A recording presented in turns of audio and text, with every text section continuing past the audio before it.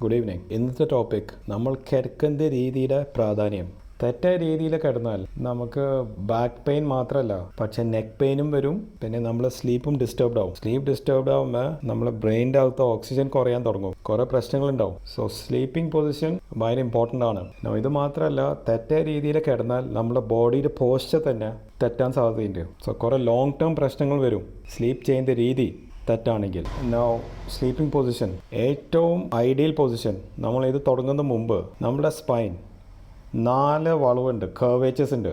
നമുക്ക് ഈ പിക്ചറിൽ കാണുന്ന പോലെ കഴുത്തിലൊരു കർവേച്ചർ ഉണ്ട്, നെഞ്ചിൻ്റെ ഭാഗത്തും, പിന്നെ ലോ ബാക്കിൻ്റെ അവിടെയും, പിന്നെ ഏറ്റവും അറ്റത്ത് എല്ലിൻ്റെ അവിടെയും. സോ നമ്മൾ കിടക്കുമ്പോൾ ഈ 4 കർവേച്ചർ, ഈ 4 വളവ് മെയിൻറ്റൈൻഡ് ആവണം.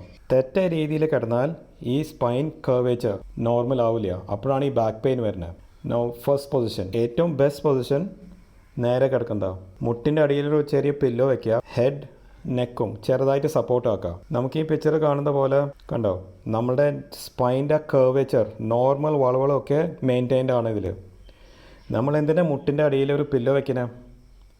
മുട്ടിൻ്റെ അടിയിൽ പില്ലോ വയ്ക്കാൻ കാരണം മസിൽ ഒന്ന് ലൂസ് ആവാനാണ്. മുട്ട് സ്ട്രേറ്റ് ആയാൽ നട്ടിൻ്റെ ആ വളവ് മാറാൻ തുടങ്ങും. തെറ്റായ രീതിയിൽ നമുക്ക് നോക്കാം. നമ്മൾ നേരെ കിടക്കുമ്പോൾ നമ്മളുടെ തലയും കഴുത്തും ഓവറായിട്ട് ബെൻഡ് ആവാൻ പാടില്ല. ഇത് ഉറപ്പായിട്ട് നെക്ക് പെയിൻ വരും. ചില ആൾക്ക് ഈ പൊസിഷനിൽ കിടന്നിട്ട് മൊബൈൽ നോക്കാറുണ്ട്. പിന്നെ കണ്ടോ, മുട്ടിൻ്റെ അടിയിലൊരു പില്ലോ ഇല്ല. സോ ഈ നേരെ കിടക്കുമ്പോൾ ഈ പൊസിഷൻ എന്തായാലും അവോയ്ഡ് ചെയ്യണം. സെക്കൻഡ് പൊസിഷൻ, ചെരിഞ്ഞ് കിടക്കുന്നതാണ്. നമുക്ക് ഈ പിക്ചർ നോക്കാം. ഈ ചെരിഞ്ഞ് കിടക്കുമ്പോൾ നമ്മളുടെ കഴുത്തും തലയും ഒരു ലൈനിലാവണം. സ്പൈൻ്റെ അതായത് ഒരു ലൈനിലാവണം കിടക്കുമ്പോൾ. തലയും കഴുത്തും പൊന്താൻ പാടില്ല. ഇത് പൊന്തിയാൽ നമ്മൾ സ്പൈൻ്റെ നോർമൽ കർവേച്ചർ, ആ അലൈൻമെൻറ്റ് തെറ്റും. പിന്നെ ചെരിഞ്ഞ് കിടക്കുമ്പോൾ നമുക്ക് മുട്ടിനിടയിൽ ഒരു പില്ലോ വെക്കുന്നതാണ് നല്ലത്. ബിക്കോസ് മുട്ട് അടുപ്പിച്ചാൽ വീണ്ടും സൈഡ് ടു സൈഡ് ആ കർവേച്ചർ തെറ്റും. നമ്മൾ ഒരു കാരണവശാൽ കിടക്കാൻ പാടില്ലാത്തൊരു പൊസിഷനാണ് ഇത്, കമന്ന് കിടക്കുക. ഇതിൽ പല പ്രോബ്ലംസ് വരും. കഴുത്തും തലയും ഏകദേശം 90 ഡിഗ്രി തിരിഞ്ഞിരിക്കുക. സോ ഇങ്ങനെ കിടക്കുമ്പോൾ എന്താ പറ്റുക, നമുക്ക് ശ്വാസം കിട്ടാൻ ബുദ്ധിമുട്ട് വരും, കൂർക്കം വലി വരും. കണ്ടോ, ആളുടെ മൂക്ക് പില്ലോടെ അകത്താവും. നട്ടിലിങ്ങനെ തിരിയുമ്പോൾ നട്ടിലെ അലൈൻമെൻറ്റ് മൊത്തമായിട്ട് തെറ്റും. സോ നമ്മൾ ഒരു കാരണവശാലും ഇങ്ങനെ കിടക്കാൻ പാടില്ല. കണ്ടോ, വീണ്ടും 90 ഡിഗ്രി തിരിഞ്ഞിരിക്കുക. കാലത്ത് എഴുന്നേൽക്കുമ്പോൾ നെക്ക് പെയിൻ മാത്രമല്ല, ചിലപ്പോൾ ഹെഡ് ഏക്കും വരും. ബിക്കോസ് കറക്റ്റായിട്ട് ഓക്സിജൻ കിട്ടാത്ത കാരണം.